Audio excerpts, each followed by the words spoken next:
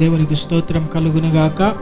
కుడి వచ్చిన మీ అందరికీ, ఈ వాక్యం వీక్షిస్తున్న మీ అందరికీ ప్రభువైన యేసు నామములో నా హృదయపూర్వకమైన వందనాలు తెలియజేస్తున్నాను. నిన్నటి దినమున యేసుక్రీస్తు ప్రభువుల వారు సిలువలో పలికిన రెండవ మాట మనం ధ్యానం చేశాం. ఆ రెండవ మాటలోని మాటలు కూడా నిశ్చయముగా నేడు నీవు నాతో కూడా అనే మాటలు కొన్ని కూడా మనము ధ్యానం చేశాం. అయితే ఈ దినాన ఆ దొంగ, ఆ నేరస్తుడు ఏమని అడిగాడంటే, యేసయ్య నీ రాజ్యములోనికి వచ్చినప్పుడు నన్ను జ్ఞాపకం చేసుకుంటాడు. యేసయ్య రాజ్యము ఎలాంటిది, ఆయన రాజ్యములోనికి ఎవరు ప్రవేశిస్తారు, ఆయన రాజ్యములో ప్రవేశించాలంటే మనం ఏమి చేయాలి అనే విషయాలు క్లుప్తముగా మనము ధ్యానం చేద్దాం. మొట్టమొదటగా మనము దేవుని రాజ్యములో ప్రవేశించాలంటే మనము మారు మనసు పొందాలి. దేవుని రాజ్యానికి మనము వెళ్ళాలంటే మొదటి మెట్టు ఏంటంటే మారు మనసుతో ఒక వ్యక్తి జీవితం ప్రారంభించబడాలి. బైబిల్ గ్రంథముల నుండి మత్తయి సువార్త 3వ అధ్యాయము మొదటి 2 వచనాలు మనము ధ్యానించినట్లయితే, ఆ దినముల యందు బాప్తిసమిచ్చు యోహాను వచ్చి పరలోక రాజ్యము సమీపించి ఉన్నది, మారు మనసు పొందుడని యూదయ అరణ్యములో ప్రకటించుచుండెను. హల్లెలూయా. చూడండి, చదవబడిన లేఖనములో బాప్తిసమిచ్చే యోహాను ఏం చేస్తున్నాడంటే, యూదయ అరణ్యములో దేవుని రాజ్యము సమీపించి ఉన్నది, పరలోక రాజ్యము సమీపించి ఉన్నది, మారు మనసు పొందుడి. చూడండి నా దేవుని ప్రజలారా, ఈ బాప్తిసమిచ్చు యోహాను అనేకులకు బాప్తిసాలు ఇస్తున్నాడు. అయితే బాప్తిసం తీసుకోక ముందు ఒక వ్యక్తి జీవితంలో ఏం జరగాలి తెలుసా? మనసు మారాలి, మనసు మార్చుకోవాలి. అందుకనే పరలోక రాజ్యము సమీపించి ఉన్నది, మీరు మారు మనసు పొందుడని ప్రకటిస్తూ ఉన్నాడు. ఆ దినాన ఇదే మాట ప్రకటిస్తున్నారు, ఈ దినాన కూడా ఇదే మాట ప్రకటిస్తున్నారు. ఏంటి క్రైస్తవుడు సువార్త ప్రకటిస్తున్నాడు, ఏంటి దేవుని సేవకులు ప్రకటిస్తున్నారు తెలుసా? మీరు మనస్సు మార్చుకోనండి, మారు మనస్సు పొందండి అని చెబుతూ ఉన్నారు. ఈ మారు మనస్సు అంటే మనస్సును మనము మార్చుకోవాలా. ప్రతి వ్యక్తి జీవితంలో చెడు తలంపులు, చెడు ఆలోచనలు, పాపపు తలంపులు, పాపపు క్రియలు ఇలాగ జరిగించడానికి తన హృదయములో తలంపులు పుడుతూ ఉంటాయి. మనస్సును మనం మార్చుకుంటే మనం పరిశుద్ధత వైపుగా మనం నడవగలం. అందుకనే మనస్సు మార్చుకోమని క్రైస్తవులు, దేవుని బిడ్డలు అనేకులకు చెబుతూ ఉంటారు. చాలామంది అనుకుంటారు క్రైస్తవులు మత మార్పిడి చేస్తున్నారు అంటారు. మత మార్పిడి ఎవరు చేయలేదు. మత మార్పిడి చేయడం అంటే సర్టిఫికెట్లో మీ యొక్క మతాన్ని మార్చుకోనండి అని చెబుతారు. కానీ క్రైస్తవుడు ఏం చేస్తున్నాడు తెలుసా? మనస్సు మార్చుకోమని చెప్తున్నాడు. మనస్సు మార్పిడి కేవలం నీ మనస్సు మార్చుకో. నువ్వు దొంగవా, నీ మనస్సు మార్చుకో. నువ్వు వ్యభిచారివా, నీ మనస్సు మార్చుకో. నువ్వు నరహంతకుడువా, నీ మనస్సు మార్చుకో. నువ్వు మోసంలో బ్రతుకుతున్నావా, నీ మనస్సు మార్చుకో. భయంకరమైన క్రూరమైన మనిషిగా బ్రతుకుతున్నావా, నీ మనస్సు మార్చుకో. ఇదియే క్రైస్తవుడు చేస్తున్న పని. ఏ వ్యక్తిని మతము మార్చుకోమని లేదంటే మతములోనికి దిగమని ఏ క్రైస్తవుడు బోధించలేదు. ఆదిలో ఏదైతే మనస్సు మార్చుకోమని చెబుతున్నారో నేటి దినాన్ని కూడా మీ మనస్సు మార్చుకొని మంచిగా బ్రతకండి అనే చెబుతున్నారు. నా దేవుని ప్రజలారా, ఈ మాటలు చాలా మందికి ఇష్టం ఉండవు. ఎందుకంటే పాపము తీపిగాను, పరిశుద్ధత చేదుగా ఉంటుంది. అందుకనే చాలామంది మారు మనసు పొందడానికి ఇష్టం లేక దాన్ని మత మార్పిడికి మారుస్తున్నారు. మత మార్పిడి అని దాని పేరు పెట్టి క్రైస్తవులను హింసిస్తున్నారు. నా దేవుని ప్రజలారా, మనస్సు మార్చుకుంటే ఏమవుతుంది? నిన్ననే మనం జక్కయ్య గురించి మనం ధ్యానం చేశాం. జక్కయ్య దేవుడు ఆయన ఇంట్లోకి వస్తానని చెప్పినప్పుడు అతడు ఇంట్లోకి వచ్చిన తర్వాత యేసయ్య తన జీవితంలోకి, తన కుటుంబంలోనికి అడుగు పెట్టగానే, జక్కయ్య నువ్వు అన్యాయస్తుడివి, నువ్వు అన్యాయమైన క్రియలు చేశావు, అన్యాయంగా డబ్బును సంపాదించావు, నీవు మనసు మార్చుకొని చెప్పలే. ఏం జరిగింది? యేసయ్య ఎప్పుడైతే తన జీవితంలోనికి, తన కుటుంబంలోనికి వచ్చాడో అతని మనస్సు ఆటోమేటిక్గా మారిపోయింది. ఎవరు చెప్పాల్సిన పనిలే. ఈ దినాన కూడా ఏం జరుగుతుంది తెలుసా? యేసయ్య దగ్గరికి ఎవరైతే వస్తారో, ఎవరైతే యేసయ్యను తమ సొంత రక్షకునిగా అంగీకరిస్తారో, వారి మనసులో ఉన్న క్రూర స్వభావము, దుష్ట స్వభావము, పాపపు స్వభావము, అది వరకున్న లోకానుసారమైన మనస్సు అంతా కూడా కొట్టివేయబడి ఒక మనిషి నిజమైన మనిషిగా బ్రతకడానికి అతడు తన జీవితాన్ని మార్చుకుంటాడు. హల్లెలూయా. అందుకనే చాలా మంది నేటి దినాలలో దేవుని నమ్ముకున్న వారు, యేసయ్యని ఎరిగిన వారు, ఒకప్పుడు భయంకరమైన కార్యాలు చేసేవారు, ఇప్పుడు ఏమైపోయారు? చాలా దీన స్వభావము, సాధు స్వభావము, న్యాయముగా బ్రతుకుతున్నారు.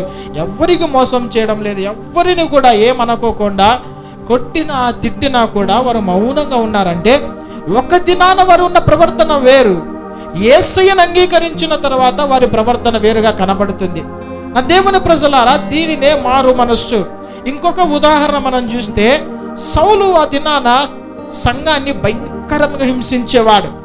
ఎప్పుడైతే దేవుడు ఆ సౌలుని దర్శించాడో, సౌలు జీవితం ఆటోమేటిక్గా మారిపోయింది. క్రూరత్వం అంతా వెళ్ళిపోయింది, క్రూర స్వభావం వెళ్ళిపోయింది. అప్పటి నుండి ఆయన ఏమనుకున్నాడు, అరే వీరు కూడా నాతో పాటు మనుషులే కదా, క్రైస్తవులు వారికి ఇష్ట దైవాన్ని వారు ఆరాధించుకుంటున్నారు, నాకేం సమస్య ఉంది? వారి ఇష్ట దైవము ఆరాధించుకోవడానికి వారి యొక్క మనస్సులో ఉన్న ఆలోచన అది. ఒకరి మనసులో ఉన్న ఆలోచనలు మనము విఫలము చేయడానికి, లేదంటే ఆలోచనలు మార్చడానికి మనమెవరు అన్నట్లుగా మనిషిలాగా ఆలోచించడం ప్రారంభించాడు. చూడండి, ఏ దేవుణ్ణైనా మనము ఆరాధించాలంటే ఈ భూ ప్రపంచంలో మనిషికి ఒక ఫ్రీనెస్ ఉంటుంది. అన్ని విషయాలలో కొన్ని కట్టడలు ఉండవచ్చు, కొన్ని గవర్నమెంట్ రూల్స్ ఉంటాయి, కొన్ని కుటుంబ కట్టడలు ఉంటాయి, కొన్ని కంపెనీ రూల్స్ ఉంటాయి, స్కూల్ రూల్స్ ఉంటాయి, ఇలాగ అన్నీ ఉంటాయి. కానీ మనిషి జీవితంలో ఉన్న ఒకటే ఒక స్వాతంత్రం ఏంటి తెలుసా? అతడు తన ఇష్ట దైవాన్ని ఆరాధించవచ్చు. బాధాకరమైన పరిస్థితి ఏంటి తెలుసా? నేటి దినాల్లో ఆ ఇష్ట దైవాన్ని కూడా ఆరాధించుకునే ఆ స్వాతంత్రాన్ని హరిస్తున్నారు చాలా మంది. మత మార్పిడి అంటున్నారు.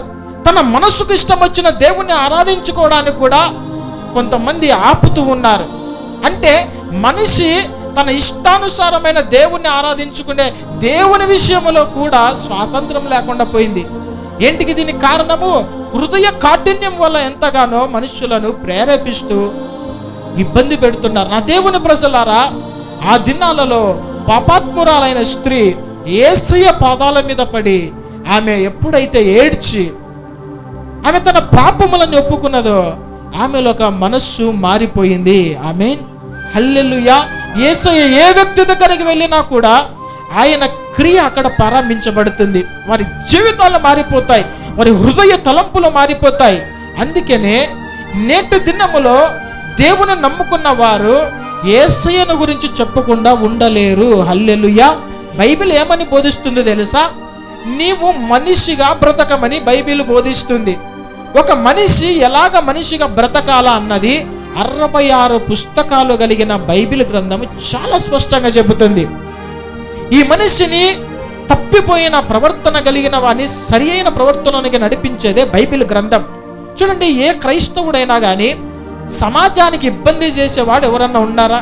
ఇంతవరకు ఏదైనా ఒక నష్టము జరిగినా కానీ, ఒకవేళ ఒక హత్య జరిగినా కానీ, క్రైస్తవ సమాజానికి ఏ నష్టము జరిగినా, ఎలాంటి అపాయము కలిగినా కానీ, ఎక్కడైనా బస్సులు పగలగొట్టారా? అద్దాలు ఎక్కడైనా బస్సుల్ని కాల్చారా? లేదంటే అల్లరి సృష్టించారా? లేదంటే ఇతరులను బాధించారా? లేదంటే కొట్టారా, తిట్టారా? ఏమి చేయరు. ఎందుకు? లోకములో ఉన్నప్పుడు వాని ప్రవర్తన వేరు. యేసయ్యను నమ్ముకున్న తర్వాత అతనిలో మారు మనసు వచ్చింది. హల్లెలూయా, హల్లెలూయా. సజీవ సాక్ష్యాలుగా మనం చూస్తున్నాం ఎదురుగా క్రైస్తవుని ప్రవర్తన. ఎంత నష్టము కలిగిన మనుష్యులను పోగొట్టుకున్నా కానీ క్షమిస్తానంటాడు, కానీ ఇతరులకు హాని చేయడు. అందుకనే ఈ దినాన మారు మనసు పొందుడి, అప్పుడు మీరు పరలోక రాజ్యములో ప్రవేశిస్తారు. హల్లెలూయా. మనం మనస్సు మార్చుకోవాలి. ఎలాగ మనస్సు మార్చుకోవాలి? దావీదు మహారాజు దేవుని ఇష్టానుసారుడైన మనుష్యుడు, హృదయానుసారుడు, ఆయన హృదయములో ఉన్న ఆలోచనలను నెరవేర్చేవాడు. ఒక దినాన తప్పిపోయి పాపము చేశాడు. పాపము చేసిన తర్వాత కీర్తనల గ్రంథం 51వ అధ్యాయములో అతడిక మనస్సు మార్చుకుంటున్నాడు. అయ్యా, కృపతో దయ చొప్పున నా పాపములన్నిటినీ కడిగి వేయండి అయ్యా, ఇకెన్నటికీ నేను పాపమును చెయ్యనని హృదయాన్ని మార్చుకుంటున్నాడు, మనస్సును మార్చుకుంటున్నాడు. నా దేవుని ప్రజలారా, మొట్టమొదటగా ఇక్కడ కనబడుతున్న వారు, ఈ వాక్యం వీక్షిస్తున్న వారిలో, నేను క్రైస్తవుడినే అని చెప్పుకుంటున్నావు కానీ నీ మనస్సు మారలేదు, నీలో ఫలము కనిపించడం లేదు. క్రైస్తవుడైన దేవుని కలిగిన, యేసు కలిగిన మనస్తత్వము నీకు లేదు. అందుకనే అందరూ నిన్ను దూరం పెడుతున్నారు. అందుకనే అందరి ద్వారా సమాజంలో నువ్వు వెలివేయబడుతున్నావు. నా దేవుని ప్రజలారా, మన మనస్సు మొట్టమొదటగా మారాలి. క్రీస్తు యేసునకు కలిగిన ఈ మనస్సు మీరు కూడా కలిగి ఉండుడి. దానినే క్రిస్టియానిటీ, క్రైస్తవ్యం అంటాడు. క్రీస్తు అడుగుచాలలో నడిచేవాడే క్రైస్తవుడు. ఆయనకు కలిగిన మనస్సు కలిగిన వాడే క్రైస్తవుడు. అందుకనే మీ మనస్సు మార్చుకొనండి అని ఆ యూదయ అరణ్యములో బాప్తిసమిచ్చు యోహాను ఈ యొక్క ప్రజలకు ప్రకటిస్తూ ఉన్నాడు. హల్లెలూయా. ఈ దినాన నువ్వు యేసయ్యను సొంత రక్షకునిగా అంగీకరించాలంటే మొట్టమొదటగా నీ హృదయంలో ఉన్న పాపపు స్వభావాన్ని విడిచిపెట్టి, అయ్యా, ఇక మీదట నేను ఈ పాపము చెయ్యను, నాలో ఉన్న ఈ లోక సంబంధమైన మనస్తత్వం అంతా కూడా తొలగించి, క్రూర స్వభావం అంతా తొలగించి, నీ మనసు నాకు దయచేయి, నేను మనిషిగా బ్రతకాలనుకుంటున్నానని ఒక చిన్న ప్రార్థన చేయాలి. తప్పకుండా ఆయన నిన్ను మారుస్తాడు. మన యొక్క భారతదేశానికి మాజీ ప్రధాని అయిన గౌరవనీయులు కీర్తిశేషులు పివి నరసింహారావు గారు ఒక దినాన ఆయన కూర్చొని ఉన్నాడు. ఒక యాంకర్ వచ్చాడు. వచ్చి ఆయనని ఇంటర్వ్యూ చేస్తూ, సార్, ఈ భారతదేశంలో ఎక్కువగా క్రైస్తవులు మతి మార్పిడి చేస్తున్నారని ఒక మాట అందరూ కూడా చెబుతూ ఉన్నారు.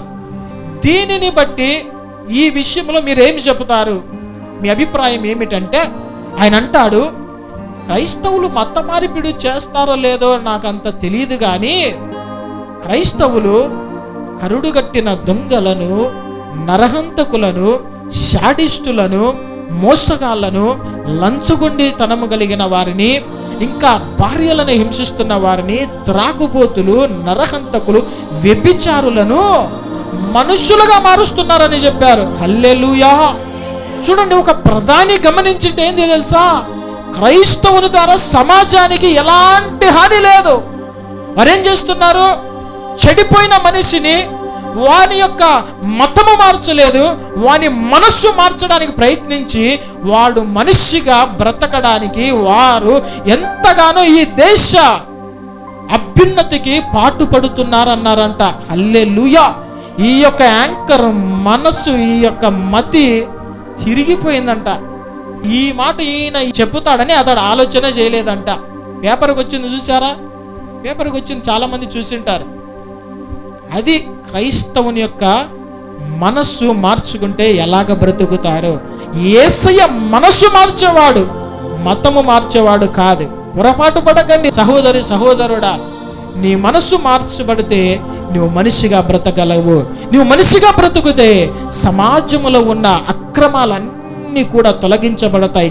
తద్వారా మనం మంచి సమాజాన్ని కట్టగలము. ఆమె రెండవ విషయము, ఒకవేళ నీవు మనస్సు మార్చుకున్న తర్వాత రెండవ మెట్టు ఏంటి తెలుసా, నీవు నీటి మూలముగా, ఆత్మ మూలముగా జన్మించాలి. ఆమేన్. హల్లెలూయా. చూడండి, ఆ మాట మనం చూస్తే యోహాను సువార్త 3వ అధ్యాయము 3, 4, 5 వచనాలు చదువుదాం. అందుకు యేసు అతనితో, ఒకడు క్రొత్తగా జన్మించితేనే కాని అతడు దేవుని రాజ్యమును చూడలేడని నీతో నిశ్చయముగా చెప్పుచున్నానెను. అందుకు నికోదేము ముసలివాడై, మనుష్యుడు ఎలాగు జన్మింపగలడు, రెండవ మారు తల్లి గర్భమందు ప్రవేశించి జన్మించగలడా అని ఆయన అడుగగా, యేసు ఇట్లనెను, ఒకడు నీటి మూలముగాను ఆత్మ మూలముగాను జన్మించితేనే గాని, ఒకడు నీటి మూలముగా గాను ఆత్మ మూలముగాను జన్మించితేనే కాని దేవుని రాజ్యములో ప్రవేశింపలేడని నీతో నిశ్చయముగా, నీతో కరాఖండితముగా చెప్పుచున్నాను. హల్లెలూయా. ఏం చెబుతున్నాడు యేసయ్య? ఆ దినాలలో ఒక యూదుల అధికారి పరిసయ్యుడైన నికోదేము యేసయ్య దగ్గరకు వచ్చాడు. వచ్చి, అయ్యా, నీకు దేవుని కుమారుడవు, నీవు దేవుని దగ్గర నుండి పంపబడిన వాడు కాబట్టే నీ ద్వారా ఎన్ని కార్యాలు జరుగుతున్నాయి. అప్పుడు ఆయన అంటాడు, ఒకడు క్రొత్తగా జన్మిస్తేనే కానీ వాడు దేవుని రాజ్యంలో ప్రవేశించడు అన్నప్పుడు ఈయనకు ఒక ఆలోచన వచ్చింది. కొత్తగా జన్మించడం అంటే ఏంటి?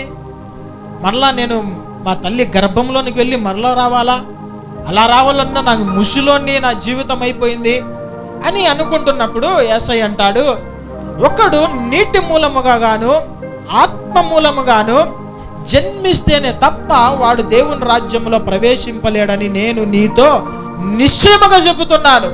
నా దేవుని ప్రజలారా, రెండవ మెట్టు పరలోక రాజ్యంలో ప్రవేశించాలంటే మారు మనసు పొందిన నీవు, మనిషి స్వభావం వచ్చిన తర్వాత నీవు యేసే నిజమైన దేవుడు, యేసే రక్షకుడు, నా పాపం నుండి విడిపించగలడని నీ పాపములకు పశ్చాత్తాపము పొందిన దానికి సూచనగా నువ్వు బాప్తిసము పొందాలి. బాప్తిసం పొందడం అంటే ఏంటి? పాత జీవితము భూస్థాపితము చేసి క్రొత్త జీవితముతో లేపబడము క్రీస్తులో. ఆమేన్. దానినే క్రొత్త జన్మ, క్రొత్తగా జన్మించడం అంటే నీ గత పాపములన్నీ కూడా తెలిసి తెలియక చేసిన వాటన్నిటి కూడా ఆ యొక్క నీళ్ళలో ముంచబడినప్పుడు సమాధి చేయబడి నీవు క్రీస్తుతో పాటు క్రొత్త జన్మగా లేపబడతావు. దీనినే క్రొత్త జన్మ అంటారు, నీటి మూలముగా జన్మించడం అంటారు. ఎందుకు బాప్తిసం పొందాలంటే ఒక రుజువు, నువ్వు నూతన జన్మను పొందావు. ఇది మొదలుకొని నా ప్రాణం ఉన్నంత వరకు, చనిపోయేంత వరకు నేను పరిశుద్ధంగా జీవిస్తాను. ఇక లోకానికి పాపానికి నేను దాసుడను కాదు. పాత పాపపు జీవితం ఇక లేదు నాలో, క్రొత్త జీవితము. ఇది మారు మనసు పొందిన తర్వాత క్రీస్తును ధరించుకున్న జీవితము. హల్లెలూయా. అందుకనే బైబిల్లో క్రీస్తులోనికి బాప్తిసము పొందిన మీరందరూ కూడా ఆయనను ధరించుకొని ఉన్నారు అని ఉంటుంది. బాప్తిసము ద్వారా క్రీస్తు స్వభావము ధరించుకున్నారు. ఇది మొదలుకొని తన జీవితాంతం వరకు ఈ క్రైస్తవుడు తన జీవితంలో యేసయ్యను మాత్రమే ప్రత్యక్షపరుస్తాడు లోకానికి. ఎంత నష్టం వచ్చినా కానీ యేసయ్య మాటలే పలుకుతాం. ఆయన క్షమాపణ, ఆయన దయ, ఆయన ప్రేమ, ఆయన కనికరమే కనబడుతుంది కానీ లోక సంబంధమైన కోప ద్వేషాలు ఎక్కడ కూడా కనపడవు. అందుకనే ఒక వ్యక్తి నీటి మూలముగా జన్మించాలి. ఇంకొకటి ఏంటంటే, ఎవడైతే బాప్తిసము పొందుతాడో వాని యొక్క పేరు జీవగ్రంథంలో లిఖించబడుతుంది. జీవగ్రంథంలో లిఖించబడితే ఏమవుతుంది తెలుసా? నువ్వు ఏ క్షణాన ఈ భూలోకములో కళ్ళు మూస్తావో, ఎప్పుడు ఎలాంటి కళ్ళు మూయాలో తెలుసా? ప్రభువునందు మృతి పొందాల. అంటే బాప్తిసం తీసుకుంటానే ఇంకా పరలోకం పోతామని కాదు. బాప్తిసం తీసుకున్న తర్వాత పరిశుద్ధంగా జీవిస్తూ ఉండాలి. ఎలాంటి కల్మషం అంటకుండా చనిపోయేంత వరకు నీకు చస్తావన్నా కానీ భక్తిలో పడిపోకుండా పరిశుద్ధంగా జీవిస్తే నీవు ఒక దినాన పరలోక రాజ్యములో వారసునిగా ఉండగలవు. ఆమేన్.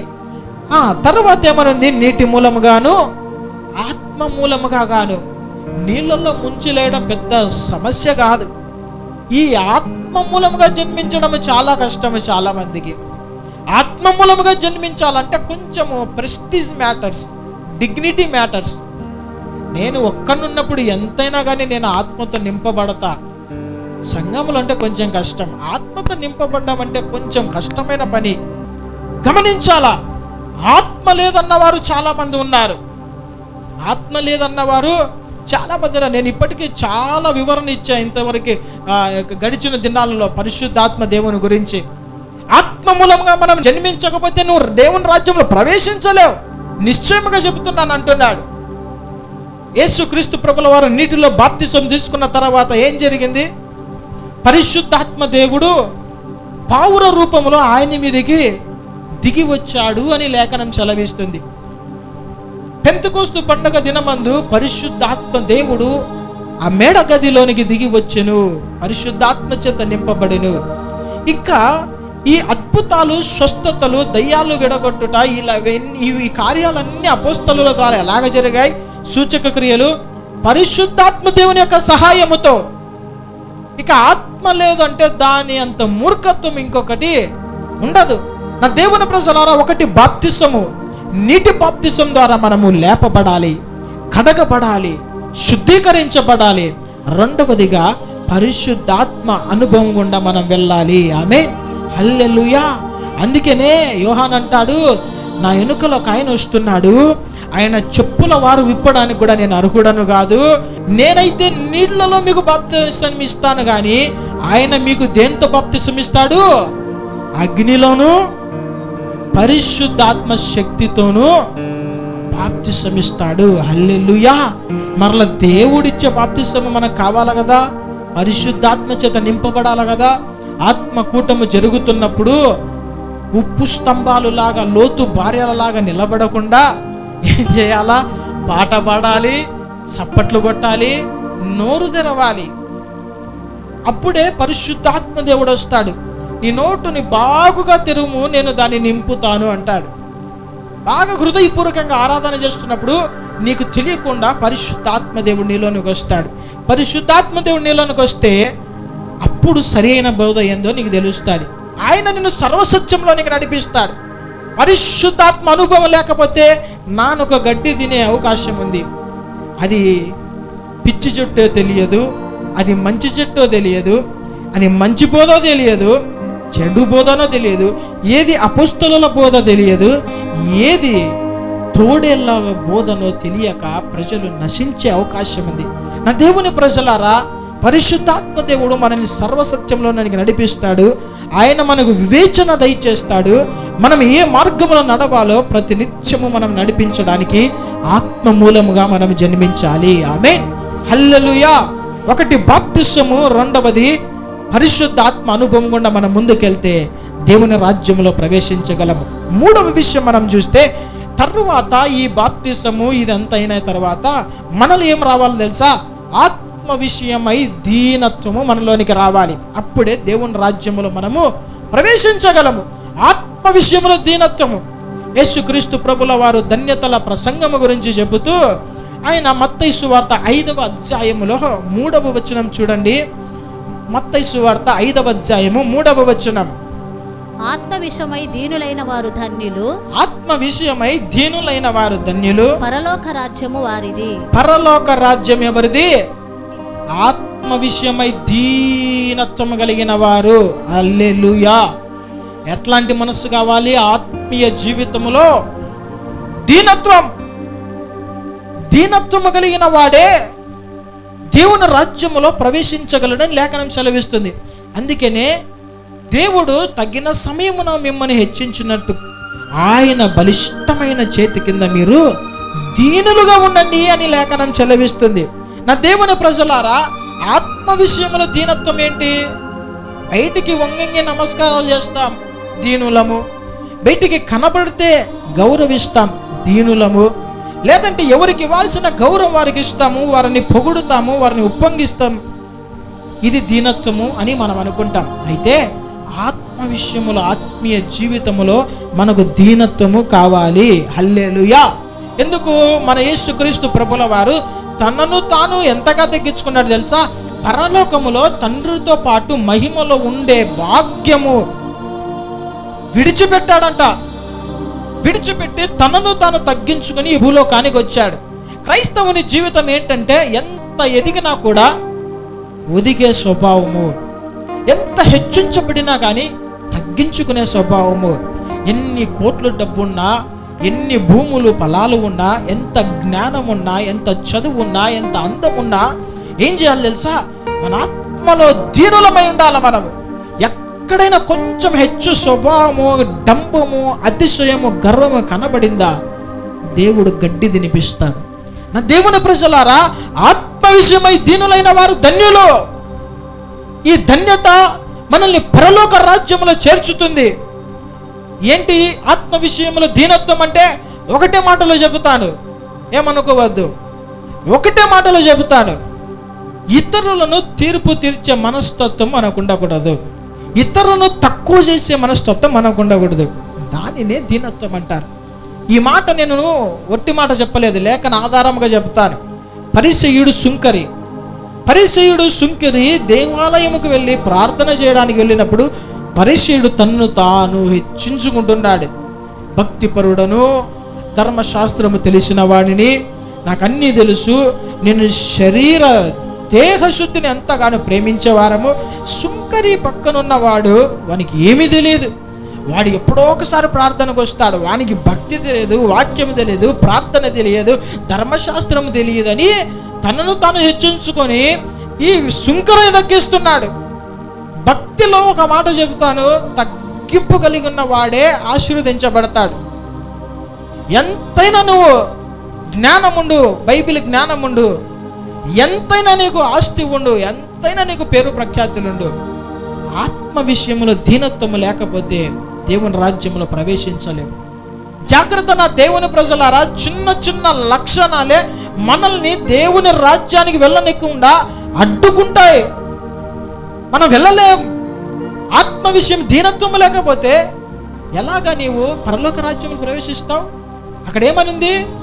వాడు ఎవడైతే సుంకరి తనను తాను తగ్గించుకున్నాడో వాడు నీతిమంతుడిగా తీర్చబడి, అన్ని తెలిసిన వాడు తనను తాను హెచ్చుగా చూపించుకున్న వాడేమైపోయాడు తెలుసా? తృణీకరించబడ్డాడు. నాకు అన్ని తెలుసు అని విర్రవీగిపోకు. అన్నీ తెలిసినప్పుడు దేవుడు నిన్ను పక్కన పెడతాడు. బైబిల్లో కొన్ని మాటలు ఉన్నాయి. బలవంతులను సిగ్గుపరచడానికి దేవుడు బలహీనులను ఎన్నుకున్నాడంట. జ్ఞానవంతులను సిగ్గుపరచడానికి జ్ఞానహీనులను ఎన్నుకున్నాడంట. ఇంకా రకరకముల పోలికలు అక్కడ మనకి చెప్పారు. నీకు ఏదైతే ఉందో దానిని బట్టి నువ్వు హెచ్చించుకుంటున్నావా? దానిని బట్టి నిన్ను నీవు హెచ్చించుకుంటూ అతిశయపడుతున్నావా? అయితే ఏదైతే ఎవరి దగ్గర లేదని మనము అపహాస్యము చేస్తామో నిన్ను దేవుడు పక్కన పెట్టి వాణ్ణి లేపుతాడు. హల్లెలూయా, హల్లెలూయా. ఆ దినాలలో యేసయ్య అనుకుంటే శాస్త్రులను, లేదంటే పరిసయ్యులు, ధర్మశాస్త్రం తెలిసిన వారు, మంచి జ్ఞానము కలిగిన వారు, సద్దుకయ్యులు, పరిసయ్యులు, శాస్త్రులను దేవుడు తన శిష్యులుగా ఎంచుకోవచ్చు. ఎందుకు ఆయన విద్యలేని పామరులను ఎంచుకున్నాడు? ఆలోచన చేయండి. విద్యలేని పామరులంట. అపొస్తలుల కార్యముల గ్రంథం 2వ అధ్యాయములో ఆ మాట మనం చూడవచ్చు. వారందరూ కూడా విద్యలేని పామరులని చుట్టుపక్కల వచ్చిన వారందరూ గ్రహించారంట. ఎందుకు విద్యలేని పామరులను ఆయన ఎంచుకున్నాడు? సృష్టికర్త, దైవ కుమారుడు ఆయన అనుకుంటే జ్ఞానవంతుల్ని ఏర్పరచుకోవచ్చు కదా. ఆ ధన్యత ఎందుకు వారికి ఇవ్వబడింది? ఈ పరిసయ్యులు, సద్దుకయ్యులు, శాస్త్రులు తమను తాము హెచ్చించుకుంటున్నారు, గర్వపడుతున్నారు. కాబట్టి వారికి సిగ్గు కలగడానికి జ్ఞానము లేని వారిని, బలహీనులైన వారిని దేవుడు లేపి ప్రపంచాన్ని షేక్ చేశాడు. హల్లెలూయా. వారి ద్వారా జరిగే కార్యాలకు ప్రభుత్వాలు తట్టుకోలేకపోయాయి. ఎక్కడ వెళితే అక్కడ భయంకరమైన కార్యాలు, భూమిని తల్లక్రిందులు చేసే కార్యాలు, బూదిగంతముల వరకు వెళ్ళారు ఈ విద్యలేని పామరులు. నా దేవుని ప్రజలారా, ఆత్మ విషయంలో దీనత్వము కావాలి మనకు. ఎక్కడ కూడా హెచ్చు స్వభావం మనకు కనబడితే మునగ చెట్టు ఎక్కితే పడిపోవడానికే మనం సిద్ధపడుతున్నాం అనేది చాలా జాగ్రత్త కలిగి మనం ఉండాలి. ఇంకొకటి, ఆత్మ విషయంలో దీనత్వం అంటే ఏదో నన్ను నేను తగ్గించుకున్నానని ఉండడమే కాదు, కానీ నీ సహోదరులతో కూడా చాలా తగ్గింపు, వినయ, విధేయతతో ఉండాలి. బైబిల్లో ఏమనుందంటే ఒకరికంటే ఒకరు గొప్పవారుగా ఘనపరుచుకొనండి, హెచ్చించుకొనండి అని లేఖనం సెలవిస్తుంది. దానిని ఆత్మ విషయమై దీనత్వము. ఒకరిని ఒకరు హెచ్చించుకోవాలి, ఒకరిని ఒకరు ఘనపరుచుకోవాలి, ఒకరికంటే ఒకరు గొప్పగా చెప్పుకోవాలి. దానిని ఆత్మ విషయంలో దీనత్వము. హల్లెలూయా. ఈ దీనత్వము మనలో లేకపోతే ధన్యత మనకుండదు, దేవుని రాజ్యంలో ప్రవేశించలేం. నా దేవుని ప్రజలారా, ఇక్కడ తామే నీతిమంతులమని చెప్పుకొను కొందరి గురించి యేసయ్య ఒక ఉపమానం చెప్పాడు. తామే నీతిమంతులము, మేమే భక్తిపరులము, ఇంకా మిగతా వారికి ఏం తెలియదు. ఈ మనస్తత్వం నీకుంటే నీ పతనము ప్రారంభించబడింది. ఎవ్వరు నిన్ను పతనం చేయాల్సిన పని లేదు. ఈ వాక్యం వింటున్న నీలో నీవు అనుకుంటున్నావు నేను గొప్పవాడిని, నాకు అన్ని తెలుసని. అయితే నిన్ను సిగ్గుపరచడానికి దేవుడు ఒక బలహీనుని లేపుకోబోతున్నాడు. నీకు అనుగ్రహించబడిన కృపలో గర్వపడుతున్నావా? నాకన్నా ఎక్కువ చెయ్యలేరు ఎవరు, నాకున్న జ్ఞానం ఎవరికి లేదు, నాకన్నా ఎక్కువగా ఎవరు వాడపడలేరు అనుకుంటున్నావా? ఒక బలహీనుని దేవుడు లేపుకోబోతున్నాడు, ఒక జ్ఞానహీనుని దేవుడు లేపుకోబోతున్నాడు. ఆ దేవుని ప్రజలారా, కృప కోల్పోతే తిరిగి పొందుకోవడం చాలా కష్టం. నా ప్రియమైన దేవుని ప్రజలారా, ఆత్మ విషయంలో దీనత్వం మనకు చాలా అవసరం. తర్వాత మనం చూస్తే, మనము దేవుని రాజ్యంలో ప్రవేశించాలంటే మనము నీతి నిమిత్తము హింసించబడాలి. నీతి కొరకు మనం నిలబడ్డాము, నీతి కలిగి జీవించాలని మనము ఒక తీర్మానం తీసుకున్నాం కదా. ఎప్పుడైతే మంచిగా బ్రతకాలనుకుంటావో అప్పుడే నీకు సమస్యలు వస్తాయి. బైబిల్ గ్రంథంలో అదే మత్తయి సువార్త 5వ అధ్యాయము 10వ వచనం మనం గమనించినట్లయితే, మత్తయి సువార్త 5వ అధ్యాయం 10వ వచనం, నీతి నిమిత్తము హింసింపబడువారు ధన్యులు, నీతి నిమిత్తము హింసించబడువారు ధన్యులు, పరలోక రాజ్యము వారిది, పరలోక రాజ్యము వారిది. ఆమేన్, హల్లెలూయా. నీతి నిమిత్తము హింసించబడాలా. నీతిగా బ్రతుకుతూ ఉంటే నీకు హింస వస్తుంది. అందుకే తిమోతికి రాసిన 2వ పత్రికలో 3వ అధ్యాయము 12వ వచనంలో ఒక మాట ఉంటుంది. చూడండి, చాలా మంది అనుకుంటారు, నేను మంచిగా బ్రతుకుతుంటేనే నాకు శ్రమలా, హింసలా, లోకములో పాపములో ఉన్నప్పుడు నన్ను వేలెత్తి చూపేవారు ఒకరు లేరు, నన్ను తగిలేవారు ఒక్కరు లేరు. అయితే దేవుని నమ్ముకున్న తర్వాత ఏంటి ఈ శ్రమలు, దేవుని నమ్ముకున్న తర్వాత ఏంటి ఈ హింస, ఏంటి ఈ శోధన అనుకుంటున్నావా? నువ్వు సరి అయిన మార్గంలో ఉన్నావు. చదవండి, తిమోతికి రాసిన 2వ పత్రిక 3వ అధ్యాయం 12వ వచనము. క్రీస్తు యేసునందు సద్భక్తితో బ్రతుకునుద్దేశించు వారందరూ, క్రీస్తు యేసునందు సద్భక్తితో బ్రతకనుద్దేశించు వారందరూ హింస పొందుతారు. ఇప్పుడు బాధపడుతున్నావు కదా, నువ్వు సరైన మార్గంలోనే ఉన్నావా? ఎందుకు? క్రీస్తు యేసునందు సద్భక్తితో ఎవడైతే బ్రతకాలనుకుంటాడో వాడికే హింస.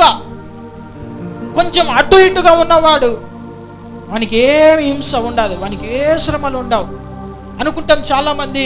వాడు ప్రార్థనకే పోరు సరిగా, వాడు లోకములో మోసములో ఉంటున్నప్పటికీ కూడా వాడు చూడు ఎంత బాగా ఆశీర్వదించబడుతున్నాడు అనుకుంటున్నావా? అయితే వాడు సద్భక్తిలో లేడు. నీవు సద్భక్తిలో ఉన్నావు, మంచి భక్తి చేస్తున్నావు కాబట్టే నీకు హింస కలుగుతుంది. అయితే ఈ హింసలలో దేవుడు నీ చెయ్యి విడిచిపెట్టాడు. ఈ హింసను అనుభవిస్తున్నావంటే ఒకరోజు దేవుని రాజ్యములను ఉండడానికి, హల్లెలూయా, ఈ భూలోకములో మనుష్యుల యొక్క ఆశీర్వాదాన్ని చూసి చాలా మంది వారు బాగున్నారే, దేవుని నమ్ముకున్నాక నా పరిస్థితి ఏంటి అని బాధపడుతున్నావు కదా. అయితే అలాంటి వారి గురించి బైబిల్ గ్రంథం ఏం తెలుస్తుంది తెలుసా? వాళ్ళు కాలు జారే చోటులో ఉన్నారంట. కాలు జారితే ఏమైపోతుంది? లోయ, అగాధమైన లోయ, పాతాళంలో పడిపోతారు. అయితే నీవు ఎక్కడున్నావు తెలుసా? ఉన్నతమైన పర్వతము మీద దేవుడు నీ కాళ్ళను నిలబెట్టాడు. హల్లెలూయా. నీ కాళ్ళను లేడి కాళ్ళ వలె ఆయన చేసి నీకు పరుగు నేర్పిస్తున్నాడు, పోరాటం నేర్పిస్తున్నాడు. నువ్వు ఎక్కడికి ఎక్కవలసినది తెలుసా? పరమరాజ్యమైన పరలోకములో. హల్లెలూయా. అందుకనే హింస పొందుతున్నావు. లాజరు హింసించబడుతున్నాడు, భయంకరమైన వ్యాధి. ఇక చుట్టూ వచ్చి ఆ కుక్కలు నాకుతూ ఉన్నాయి. ఆ హింసలో దేవుని దూషించలే. అతనికి తెలుసు, నేను ఏ క్షణాన భూలోకాన్ని విలిస్తే బంగారు పట్టణంలో నేను కాలు పెట్టబోతున్నాను. ఆమేన్, హల్లెలూయా. ఆ బల్ల మీద నుంచి పడుతున్నా ఏందయ్యా? నిన్ను నమ్ముకున్నాక భక్తిగా నేను జీవిస్తున్నప్పుడు అన్యజనుల యొక్క తిని ఎంగిలి ముక్కలు వాని బల్ల మీద నుంచి పడితే బయట కూర్చొని తినాలా అని బాధపడలే. బహుమానముగా పొందబోవు వాగ్దాన దేశమును నిరీక్షిస్తున్నాడు. అబ్రహాము బహుమానముగా పొందబోవు వాగ్దాన దేశాన్ని నిరీక్షించి చూడగలిగాడంట. హెబ్రీయులకు రాసిన పత్రిక 11వ అధ్యాయంలో ఆ మాట ఉంటుంది. బహుమానముగా పొందబోవు దేవుని రాజ్యాన్ని మనం చూడాలి. అదే మన గురి ఉండాలి. పొరపాటున లోకస్తులను, ఇక మోసములో ఉన్న వారిని చూసి నీవు అటు ఇటు చూస్తే పేతురు నీళ్ళల్లో మునిగిపోయే అవకాశం ఉంది. నా దేవుని ప్రజలారా, హింసించబడాలి. ఆ దినాలలో భక్తులు ఎందుకు హింసించబడ్డారు? వారేం తిరగబడొచ్చు కదా. పౌలుని శ్రమ పెట్టేటప్పుడు పౌలు తిరగబడొచ్చు కదా. ఒకప్పుడు సంఘాన్ని హింసించిన వాడే కదా. మనల్ని ఎందుకు తిరగబడలేదు? ఈ శ్రమ వెనుక దేవుడు ఒక ఆశీర్వాదాన్ని ఇచ్చాడు. ఏంటి ఆశీర్వాదము? నా కొరకు నీతి కిరీటము దాచబడి ఉన్నది. ఆమేన్, హల్లెలూయా. ఈ శ్రమ అయిపోయిన తర్వాత, హింస అయిపోయిన తర్వాత దేవుడు నీ కొరకు ఒక కిరీటం ఉంచి ఉన్నాడు. అందుకనే హింసను అనుభవించాలి క్రైస్తవుడు, శ్రమను అనుభవించాలి క్రైస్తవుడు. స్తెఫెను రాళ్లతో కొట్టబడ్డాడు, యోబు శ్రమలు అనుభవించాడు. ఇక బైబిల్ గ్రంథంలో రకరకములుగా దేవుని ప్రజలు ఎంతగానో శ్రమలు అనుభవించారు. ఈ యొక్క అపోస్తలులు, శిష్యులు హతసాక్షులుగా మార్చబడ్డారు. బహుమానము కొరకు హింసించబడితే దేవుని రాజ్యంలో ప్రవేశిస్తావు. ఆమేన్. దేవుని నిమిత్తము, నీతి నిమిత్తము హింసించబడు వారు ధన్యులు, వారు దేవుని రాజ్యములో ఉంటారు. ఆమేన్. హింస పొందాల, దూషణలు, శ్రమలు, ఆటుపోట్లు కొట్టమిట్టాడాలా, బహుమానము కళ్ళ ఎదుట ఉంచుకోవాలి. ఆమేన్, హల్లెలూయా, హల్లెలూయా. తర్వాత మనం ఏం చేయాలి తెలుసా? మార్పు నుండి బిడ్డల వంటి వారముగా మనం మార్చబడితే దేవుని రాజ్యంలో ప్రవేశిస్తాం. మార్పు నుండి బిడ్డల లాంటి వారుగా మార్చబడాలి. బిడ్డలంటే వారు పుట్టడమే సహజముగా, వాళ్ళకి జ్ఞానము లేకుండా పుడతారు, వాళ్ళకి మైండ్ మెచ్యూరిటీ ఉండదు. కానీ దేవుని నమ్ముకున్న తర్వాత ఒకడు దేవుని రాజ్యంలో ప్రవేశించాలంటే వాని యొక్క మనస్తత్వం మార్చుకోవాలి, మైండ్ సెట్ మార్చుకోవాలి. ఎలాంటి మైండ్ సెట్ రావాలా? వాక్యం చదువుదాం. ఫస్ట్ మత్తయి సువార్త 18వ అధ్యాయము 1 నుండి 4 వచనాలు చదువుదాం. ఆ కాలమున శిష్యులు యేసునొద్దకు వచ్చి పరలోక రాజ్యము ఎవడు గొప్పవాడని అడుగగా, పరలోక రాజ్యములో ఎవడు గొప్పవాడని అడుగగా, ఆయన ఒక చిన్న బిడ్డను తన యొద్దకు పిలిచి, చూడండి, ఆయన ఒక చిన్న బిడ్డను తన యొద్దకు పిలిచి వారి మధ్యన నిలవబెట్టి ఇట్లా నేను, మీరు మార్పు నంది బిడ్డల వంటి వారైతేనే గాని, మీరు మార్పు నంది బిడ్డల వంటి వారైతేనే గాని పరలోక రాజ్యంలో ప్రవేశింపరని, పరలోక రాజ్యములో ప్రవేశింపరని మీతో నిశ్చయముగా చెప్పుచున్నాను. కాగా ఈ బిడ్డ వలె తన్ను తాను తగ్గించుకొని వాడెవడో వాడే పరలోక రాజ్యంలో గొప్పవాడు. ఆమేన్, హల్లెలూయా. చూడండి, ఈ మాటలు యేసుక్రీస్తు ప్రభుల వారి దగ్గర శిష్యులు వచ్చి వీరంతా కొట్లాడుతున్నారు. పేతురు, నేనంటే యేసయ్యకి ఇష్టము, లేదు నేనంటే యేసయ్యకి ఇష్టము అని కొట్లాడుకుంటూ, చూద్దాం ఎవరు గొప్పవారుగా ఉంటారు పరలోక రాజ్యములో అని వచ్చి యేసయ్యని అడుగుతున్నారు. యేసయ్యా, పరలోక రాజ్యంలో ఎవరు గొప్పవారుగా ఉంటారంటే ఆయన అక్కడ ఉన్న ఒక చిన్న పిల్లని తీసుకొని వాని చూపించి, ఇదో వీని లాంటి స్వభావము కలిగిన వాడే పరలోక రాజ్యములో గొప్పవాడు. అంటే వాని స్వభావము పెద్దవారికి రావాలంటే మళ్ళా చిన్నపిల్లలు కావాలా? కాదు. ఏం చేయాలా? మన యొక్క మైండ్ సెట్ మార్చుకోవాలి. చిన్నపిల్లల మనస్తత్వం మనకు తెలిసింది ఏంది? చిన్నపిల్లలను కొట్టినా కూడా వాళ్ళు కక్ష పెట్టుకోరు. కొట్టు వానికి అబద్ధాలు చెప్పు, వాడిని ఏం చేసినా కానీ రెంచేపు ఏడ్చి మళ్ళా మన దగ్గరికి వస్తాడు. కక్ష పెట్టుకుంటాడా? కొట్టారని తిరిగి కొడతారా? లేదంటే దూషిస్తారా? చెడ్డ మాటలు చెప్తారా? చిన్నపిల్లలకు పాపపు తలంపులు ఉంటాయా? ఆలోచనలు వస్తాయా? నిర్మలమైన మనస్సాక్షి అంటే మనస్సులో పాపము లేని తనము, మనస్సులో పాపము లేని నైజము చిన్న బిడ్డలది. వారికి ఏం తెలియదు. వారు తిన్నామా, ఆడుకున్నామా, పడుకున్నామా, లేచినామా, మరలా తిన్నామా, ఆడుకున్నామా, పడుకున్నామా, అంతవరకే. ఒక క్రైస్తవుడు కూడా మార్పు నొంది చిన్న బిడ్డల వంటి మనస్తత్వం రాకపోతే వాడు పరలోక రాజ్యంలో ప్రవేశించాడంట. చూడండి, దేవుడు ఎలాంటి మాటలు బైబిల్ గ్రంథం రాసి ఉంచాడంటే, చిన్న పిల్లల లాంటి మనస్తత్వము క్రైస్తవునికి కావాలా, మార్పు పొందాలా. కక్షలు పెట్టుకోకూడదు, భేదాలు పెట్టుకోకూడదు. నిన్ను ఒక వ్యక్తి ఏదైనా అన్నాడంటే అది ఎంతసేపు పిల్లని గుర్తుకుంటుంది? కొద్దిసేపే. వాడు మళ్ళా మన దగ్గరికి వస్తాడు. క్రైస్తవుడు కూడా అలాగే మార్చబడాల. నిన్నెవరన్నా ఏదన్నా అన్నారా? మర్చిపో, ఎక్కడిదక్కడికే. దాన్ని 1కి 4 కొసరేసుకొని పెద్ద రాజకీయాలు చేయకూడదు, దాన్ని పెద్ద సమస్య చేయకూడదు. గోరుతో పోయేదాన్ని గొడ్డలి వరకు తేకూడదు. చిన్న చిన్న సమస్యలను పెద్ద సమస్యలుగా చేయకూడదు. అలాగ చేస్తే దేవుని నమ్ముకున్నని వారికి దేవుని నమ్ముకున్న నీకేంటి తేడా? ఎందుకు నువ్వు దేవుని నమ్ముకోవాలి? లోకంలోనంటే సరిపోతుంది కదా. దేవుడు మనకు ఎలాంటి మనస్తత్వం కావాలని కోరుకుంటున్నాడు? ఈ మాటలు ఎవరు చెప్పినవి కాదు, యేసయ్యనే చెప్పినవి. చిన్న పిల్లల లాంటి మనస్తత్వం, పాపపు తలంపులు ఉండకూడదు, కక్షలు, విభేదాలు, కొట్లాటలు, అసమాధానాలు ఉండకూడదు, మోసము చేసే మనసు ఉండకూడదు, ఇంకా పాపాన్ని ప్రేరేపించుకోగలిగిన మనస్తత్వం ఉండకూడదు.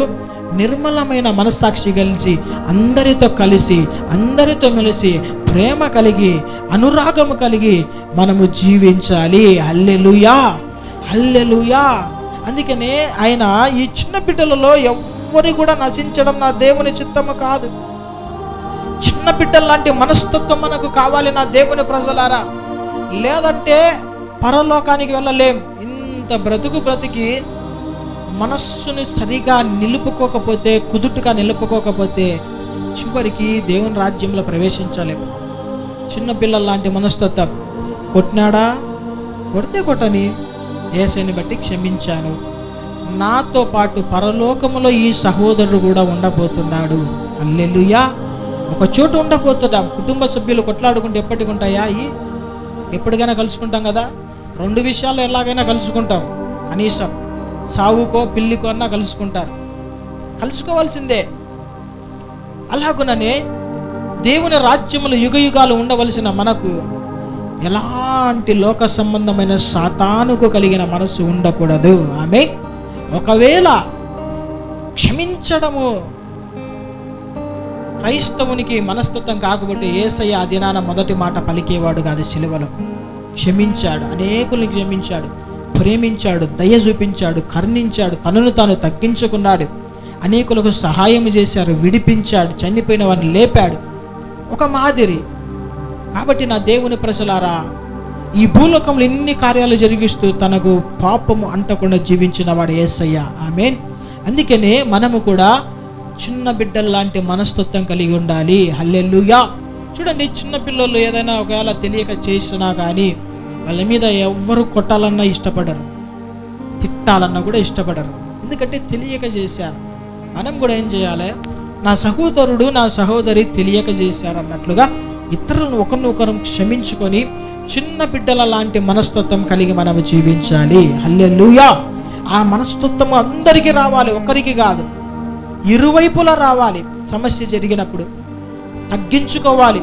అక్కడ ఏముంది? ఆ మాట చెప్పిన తర్వాత 4వ వచనంలో, కాగా ఈ బిడ్డ వలె తన్ను తాను తగ్గించుకుని వాడెవడో వాడే పరలోక రాజ్యములో గొప్పవాడు. చూడండి, పరలోక రాజ్యంలో గొప్పవాడెవడు? తన్ను తాను తగ్గించుకోవాలి. హల్లెలూయా. ఎవరి దగ్గర తగ్గించుకోవాలి? చాలా మందికి తెలియదు. భూలోకంలో అందరి దగ్గర తగ్గించుకుంటారు. స్కూల్లో టీచర్స్, కాలేజీలో లెక్చరర్స్, ఉద్యోగం దగ్గర యజమానుల దగ్గర, బాసుల దగ్గర, ఇంకా లోకములో గొప్ప వారి దగ్గర, డబ్బున్న వారి దగ్గర, అందరి దగ్గర తగ్గించుకుంటారు. సహోదరులు ఒకరిని ఒకరు తగ్గించుకోరు, హెచ్చించుకుంటుంటారు. మెయిన్ మన యొక్క లక్ష్యము మన సహోదరులతో ఒకరిని తగ్గించుకొని ఉండాలి. రెండవది, పెద్దల దగ్గర తగ్గించుకునేది నేర్చుకోవాలి. సంఘములో పెద్దవారి దగ్గర పిల్లలు, యవనస్తులు లేదంటే వారికన్నా కొంచెం తక్కువ ఉన్నారు, కొంచెం తగ్గించుకుని వారికి గౌరవం ఇవ్వాలా, వారిని ఘనపరచాలా. తర్వాత అందరూ ఎవరి దగ్గర తగ్గించుకోవాలా? సేవకుని దగ్గర తగ్గించుకోవాలా. మాట్లాడేటప్పుడు తగ్గింపు ఉండాలా, ప్రవర్తనలో తగ్గింపు ఉండాలా, నిలబడుకునేటప్పుడు తగ్గింపు ఉండాలా, ఇంకా రకరకములుగా తగ్గింపు కలిగి ఉండాలా. ఇవి మనం తెలుసుకోవాలా. ఇవే మన ఆశీర్వాదానికి ఆటంకాలు. ఎక్కడ ఎలాగ ప్రవర్తించాలో, ఎవరి దగ్గర ఎలాగ తగ్గించుకోవాలో తెలియకనే ఆశీర్వదించబడలేకపోతున్నాం, శిక్షను పొందుకుంటున్నాం. నా దేవుని ప్రజలారా, మన జీవితంలో తగ్గింపు ఉంటే దేవుని రాజ్యంలో మనం గొప్ప వరంగా ఉంటాం. ఆమేన్. హల్లెలూయా. తన్ను తాను తగ్గించుకునేవాడు హెచ్చించబడును, తన్ను తాను హెచ్చించుకునేవాడు తగ్గింపబడును. ఆమేన్. ఆరవదిగా, ప్రభువు నిమిత్తము శ్రమలు అనుభవించిన వారు దేవుని రాజ్యంలో ప్రవేశిస్తారు.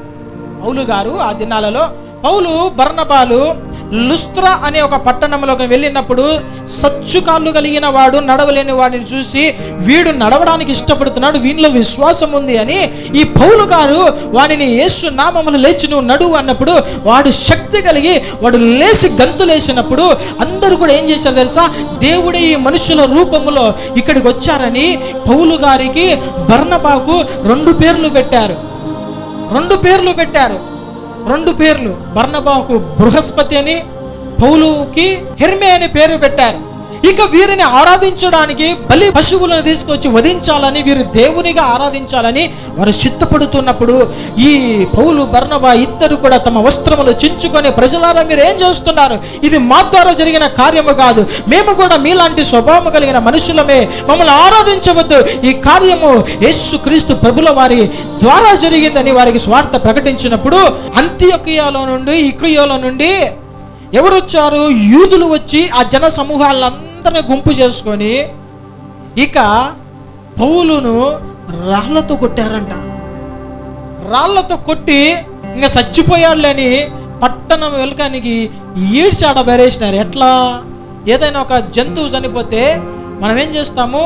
పక్కకి రోడ్డు పక్కన కట్ట ఈడ్చి అట్లా పక్కన పడేస్తాం కదా, అట్లా పౌలు గారిని పడేసినప్పుడు పౌలు వీళ్ళందరూ పోయినారా లేదా అని చూసి, పోయినారులే స్వామి, ప్రాణాలు బతికాయని లేచి అన్ని రాళ్ళతో దెబ్బలు తిన్నా కూడా పౌలు గారు ఏం చేసి, ఇంకా పోయి 2 రోజులు రెస్ట్ తీసుకుందాము, ఎందుకు వచ్చినా గొడవలేరా స్వామి, రొంచేపు ఉంటే చనిపోయేవాడిని అనుకోలే. ఎక్కడికి పోయాడు అతను? ఎక్కడికి పోయినాడు? దెర్బేకి పోయినాడు. దెర్బేకు పోయి అక్కడ విశ్వాసుల దగ్గరికి వెళ్ళి అక్కడ కూడా సువార్త ప్రకటించి అనేకులను శిష్యులుగా మార్చిన తర్వాత కొంతమంది హింస అనుభవిస్తున్న వారు బాధపడుతున్నారు. అపొస్తలుల కార్యముల గ్రంథం 14:22లో ఆ మాట చూడండి. 14:22 శిష్యుల మనసులను దృఢపరచి విశ్వాసమందు నిలకడగా ఉండవలెనని అనేక శ్రమలను అనుభవించి, చూడండి, అనేక శ్రమలను అనుభవించి మనము దేవుని రాజ్యంలో ప్రవేశింపవలెనని వారిని హెచ్చరించెను. హల్లెలూయా. ఎలాగ దేవుని రాజ్యంలో మనం ప్రవేశించాలా? బట్ట నలగకూడదు, బట్ట మాయకూడదు, చెమట రాకూడదు, కాళ్ళు కింద పెట్టకూడదు, నొప్పులు రాకూడదు, గొంతు రాయకూడదు అన్నవారు దేవుని రాజ్యంలో ప్రవేశించలేరు. అనేక శ్రమలు అనుభవించి మనము దేవుని రాజ్యంలో ప్రవేశించాలంట. నా దేవుని ప్రజలారా, ఈ దినాన్ని నీకు కలుగుచున్న శ్రమ నువ్వు ఒక దినాన దేవుని రాజ్యంలో ప్రవేశించడానికే. క్రైస్తవుని జీవితంలో దేవుని నమ్ముకున్న మొదటి దినము మొదలుకొని చనిపోయేంత వరకు సాతాను ఏ విధముగా వీరిని పట్టుకొని పడగొట్టాలని నీకు అనేక శ్రమలు కలిగిస్తూ ఉంటాడు. అయితే ఈ శ్రమలో మనం ఏం చేయాలి? ఈ శ్రమలో బలవంతులుగా నిలబడాలి, స్థిరులుగా మనం నిలబడాలి, కదలని వారుగా నిలబడాలి. ఎందుకంటే ఒక దినాన మనము పరలోక రాజ్యములో ప్రవేశించబోతున్నాము. హల్లెలూయా. ఇది వరకు కలిగిన శ్రమ ఒక ఎత్తు, ఇక మీదట కలగబోయే శ్రమ ఒక ఎత్తు. నా దేవుని ప్రజలారా, అందుకు అనుగుణముగా మన యొక్క జీవితాలను, మన ఆత్మీయ జీవితాలను సిద్ధపరచుకోవాలి. రానున్న దినముల భయంకరమైన శ్రమ, రానున్న దినముల భయంకరమైన హింస, రానున్న దినముల భయంకరమైన వార్తలు మనం వినబడుతున్నాము. కాబట్టి అనేక శ్రమలు మనం అనుభవిస్తూ దేవుని రాజ్యములో ప్రవేశించాలని దేవుని ప్రజలకు పౌలు గారు హెచ్చరించినట్లు ఈ దినాన దేవుడు నిన్ను హెచ్చరిస్తున్నాడు. నువ్వు ఆత్మలో బలపడాలి, నువ్వు దేవుని రాజ్యములో ముందుకెళ్ళాలంటే శ్రమలు రావు కాదు, శ్రమల నుండి తప్పించబడే మార్గము, శక్తి దేవుడు నీకు దయచేస్తాడు. ఆమేన్. హల్లెలూయా. శ్రమలు స్వీకరించితే శ్రమ నుండి బయటపడే ఆ గొప్ప పోరాటము దేవుడికి నేర్పిస్తాడు. అందుకనే శ్రమలు వచ్చినప్పుడు ఎవరు కూడా సిగ్గుపడకండి. శ్రమలు వచ్చినప్పుడు, శ్రమలు పలు రకాలు, మనకు అన్నీ తెలుసు, ప్రతిదినము ధ్యానించే వాక్యమే. వ్యాధి, ఆర్థిక సమస్యలు, అనారోగ్యము, ఇంకా శత్రు పోరాటము, సాతాను శోధనలు, కంటికి కనపరాని దురాత్మ సమూహాలు శ్రమ పడతాయి మనల్ని. ఏ శ్రమ మన మీదకి వచ్చినా కానీ సిగ్గుపడకు. నువ్వు దేవుని రాజ్యములో వెళ్ళడానికి ఒక మార్గం సిద్ధపరచుకుంటున్నావు. ఆమేన్. హల్లెలూయా. శ్రమ పడాలి. శ్రమ పడినప్పుడు ఏంది నాకు ఈ శ్రమ? నాకు ఎవరు కూడా సంఘములో శ్రమలు వచ్చినప్పుడు ఏంటి నాకు శ్రమ అని కృంగిపోవద్దు. భయంకరమైన శ్రమలు మనం అనుభవించాలి. ఆమేన్. అప్పుడే దేవుని రాజ్యంలో మనం ఉంటాము. చివరి మాట చెప్పి నేను క్లోజ్ చేస్తాను. ఇంకెంతుంది? 1 నిమిషం ఉంది. యేసయ్య ఒక మాట అంటాడు.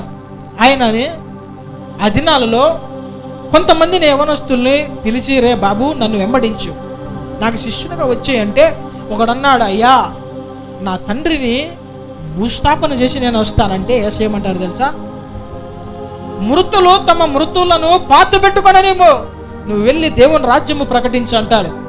చూడండి, దేవుని రాజ్యమును నిర్మించే విషయంలో మన వైఖరి ఎలాగ ఉండాలి తెలుసా? వెంటనే స్పందించే విధముగా ఉండాలి. సేవకుడు నీకు ఏదైనా ఒక పనిని చెబితే వెంటనే స్పందించాలా. ఏదైనా నీకు ఒక పని చెప్పబోతున్నాడా, అడిగి పని చేయి. దేవుని రాజ్య పని, మందిరము పని, సేవకుడు సువార్త పని ఏదైనా చెబుతున్నాడా, రెస్పాండ్గా నీ పనులని పక్కన పెట్టేసాయి, ముందు వెనక చేసుకో. దేవుని రాజ్యం కట్టడానికే కదా మనం నియమించబడినది. దేవుని రాజ్యములు ప్రవేశించాలంటే దానిలో ఒక పాలి భాగస్తులుగా మనం ఉండాలి. నా దేవుని ప్రజలారా, అక్కడ మృతులను వారు ముత్తి పెట్టుకుంటారు. ఎవరో బంధువులు చనిపోతే ఆ మాట అనలే. ఏమన్నాడు? తండ్రి చనిపోయిన అన్నప్పుడు యేసయ్య కొంచెం కూడా కనికరం లేకుండా ఏంది ఈ మాట అంటున్నాడు అనుకుంటాడు. కానీ దేవుని రాజ్య నిర్మాణము చాలా శ్రేష్టమైనది. హల్లెలూయా. పరిచర్య చాలా శ్రేష్టమైనది, దేవుని పని చాలా శ్రేష్టమైనది. అందుకనే నన్ను వెంబడించురా బాబు అంటాడు. ఇంకొకరిని అడిగితే వాడేమంటాడు తెలుసా? అయ్యా నా ఇంటి వారి సెలవు తీసుకొని వస్తాను, మా ఇంట్లో వాళ్ళకు చెప్పి నేను వస్తానంటే ఇంకా ఈయనకు కోపం వచ్చేయమంటారు తెలుసా? చూడండి ఆ మాట లూకాసు వార్త 9వ అధ్యాయం 42వ వచనం గమనిద్దాం. 42. యేసు నాగటి మీద చెయ్యి పెట్టి వెనుక తట్టు చూచువాడెవడను దేవుని రాజ్యమునకు పాత్రుడు కాడని వానితో చెప్పెను. చూడండి, నాగటి మీద చెయ్యి పెడితే ఆ పొలమంతా దున్నేంత వరకు వాడు ఏం చేయాలా? ఆ పని చేయాలి, పూర్తి చేయాలా పని అంతా. సగము దున్ని సగం విడిచిపెట్టడం ఏంది? దిగినోనివి ఎట్టా దిగినాము, పని పూర్తి చేయాలన్నట్లుగా ఉండాలి. నీవు దేవుని నమ్ముకున్నావు, మధ్యలో శ్రమ వచ్చిందని ఆ నాగలిని పక్కన పడేసి బయటకు వస్తావా? ఒక పని ఇచ్చాడు కదా దేవుడు, కోత ఎంతో విస్తారము, కూసేని వాడు లేడు. ఆయన వ్యవసాయకుడు, ఆయన భూమిలో ఫలములో మనము పనివారము. దేవుని పనిలో, దేవుడు నీకు ఇచ్చిన బాధ్యతలో నీవు వెనుకకు తిరగకూడదు. నష్టము కానీ, చావు కానీ, బ్రతుకు కానీ, కష్టము కానీ, సుఖము కానీ, ఏమైనా కానీ ఒక్కసారి దేవుని నమ్ముకున్నాక ఎన్ని శ్రమలు వచ్చినా వెనకడుగు వేయకూడదు. హల్లెలూయా. అలాంటి వాడే దేవుని రాజ్యానికి పాత్రుడంట. శ్రమ వచ్చినప్పుడు పడిపోయి దేవుని దూషిస్తావా? దేవుని రాజ్యంలోనికి ప్రవేశించలేం. చాలామంది శ్రమలు తాళలేక పడిపోతున్నారు, శ్రమలు తాళలేక మరలా లోకంలోనికి వెళ్ళిపోతున్నారు, శ్రమలు తాళలేక మరలా తమ బంధువులు వారిని ఇబ్బంది చేసి మరలా వచ్చాయి అని చెప్పినప్పుడు ఏం చేస్తున్నారు? మరలా లోకంలోకి వెనక్కి వెళ్ళిపోతున్నారు. దేవుని రాజ్యంలో ప్రవేశించాలంటే నీకు నాగటి మీద చెయ్యి వేశావు, పూర్తి చేస్తేనే బహుమానము. ఆమేన్. కష్టమైన శ్రమైన ఏదైనా కానీ నీవు ఆ పనిలో చెయ్యి వేశావు, వెనుకడుగు వేయకూడదు. ఆమేన్. నా దేవుని ప్రజలారా, దేవుని రాజ్యంలో మనం ప్రవేశించాలంటే ఈ 7 రకములైన మనస్తత్వం మనకు కావాలి. ఆమేన్. హల్లెలూయా. అప్పుడే ఆయన రాజ్యములో మనం ఉంటాం. మన యేసయ్య రాజ్యం ఎలాంటి రాజ్యము? భూలోకంలో ఉన్న రాజ్యము కాదు. భూలోకంలో అన్యాయాలు, కక్షలు, పగలు, చంపుకోవడాలు, ఒకరినొకరు దూషించుకోవడాలు, జైళ్ళు, కోట్లు ఇవన్నీ ఉండవు. యేసయ్య రాజ్యము ఒక అందమైన రాజ్యము. హల్లెలూయా. అక్కడ ఆకలి దప్పులు ఉండవు, వ్యాధి బాధలు ఉండవు, కష్టాలు ఉండవు, నష్టాలు ఉండవు. హల్లెలూయా స్తుతులు ఉంటాయి. ఆమేన్. హల్లెలూయా. ఈ శ్రమలకు తట్టుకొని పడిపోయినావా? యుగ యుగాలు నరకముల వేదన తగ్గించుకుందామా? మనసు మార్చుకుందామా? బాప్తిసము పొందుదామా? బిడ్డల వంటి స్వభావము కలిగి ఉందామా? ఇంకా శ్రమలు అనుభవిద్దామా? నాగట్టి మీద చేయి పెట్టాము కదా, ఇక వెనక్కి తిరుక్కోకుండా దేవుని పనిలో ముందుకెళ్దామా? దేవుని రాజ్యము మన కొరకు సిద్ధముగా ఉన్నది. ఆమె మోకరిద్దాం. మన జీవితాలు విన్న వాక్య ప్రకారం కట్టుకుందాం. మన గురి గమ్యం ఒకటే, దేవుని రాజ్యములో మనం ప్రవేశించాలి. పరలోకములో మనము, మన కుటుంబము, మన సహోదరులు, మన సంఘము అందరూ కూడా ఉండాలి. అందుకు అనుగుణంగా మన జీవితాలు, మన హృదయాలను, మన ప్రవర్తనలు మనం సిద్ధము చేసుకుందాం. స్తోత్రం. హల్లెలూయా. స్తోత్రం.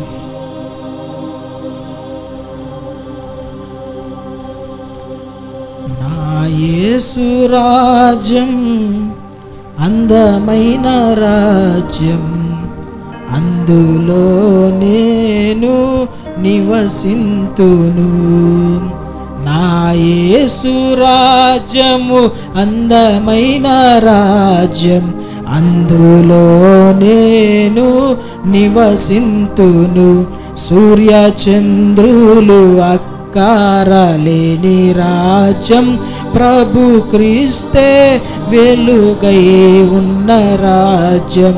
సూర్య చంద్రులు అక్కరలేని రాజ్యం, ప్రభువు క్రీస్తే వెలుగై ఉన్న రాజ్యం. నా యేసు రాజ్యము అందమైన రాజ్యం, అందులో నేను నివసింతును. అందులో నేను నివసింతును.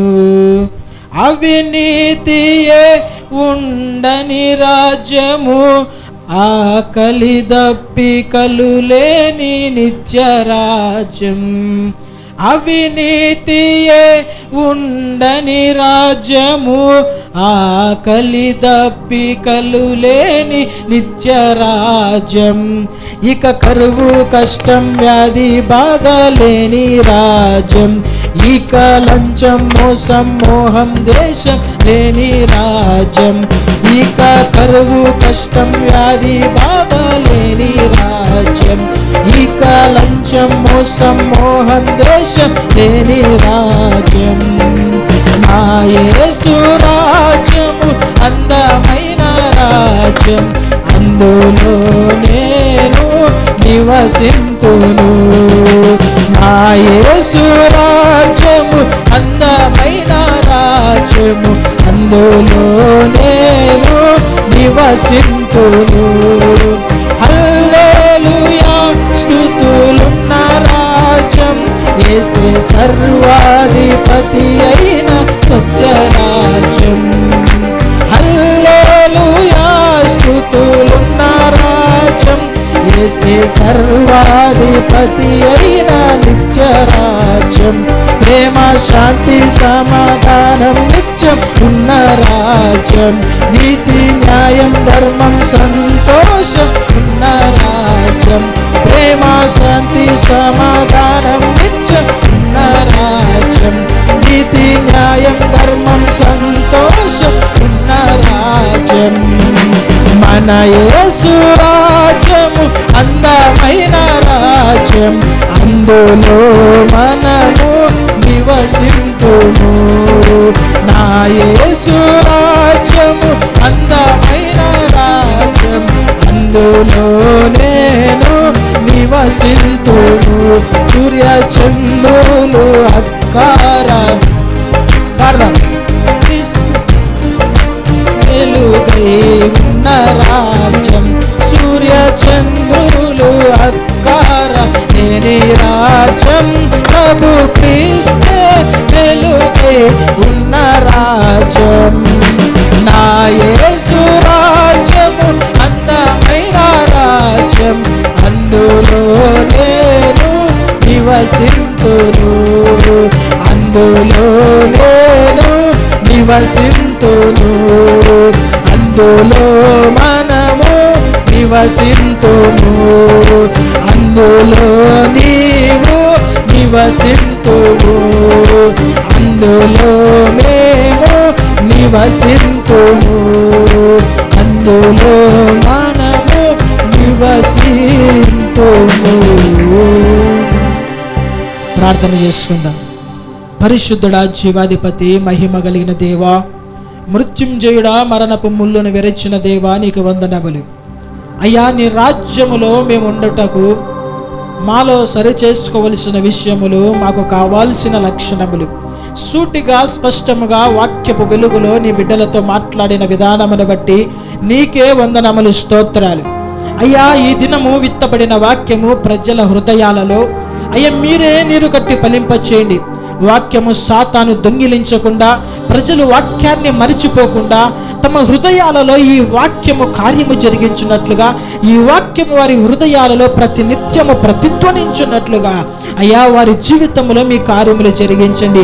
పరిశుద్ధాత్మ దేవా, అయ్యా నీ రాజ్యములో ఎవ్వరూ కూడా ప్రభా ప్రవేశించకుండా అయ్యా ఉండకుండా ప్రభా ప్రతి బిడ్డను మీరు నీ రాజ్యములు ప్రవేశించున్నట్లు ప్రభా సిద్ధము చేయమని ప్రార్థిస్తున్నాం తండ్రి. మిమ్మల్ని మీరు కడగండి, మీ వాక్యము ద్వారా, మీ రక్తము ద్వారా మీరు శుద్ధీకరించమని ప్రార్థిస్తున్నాం.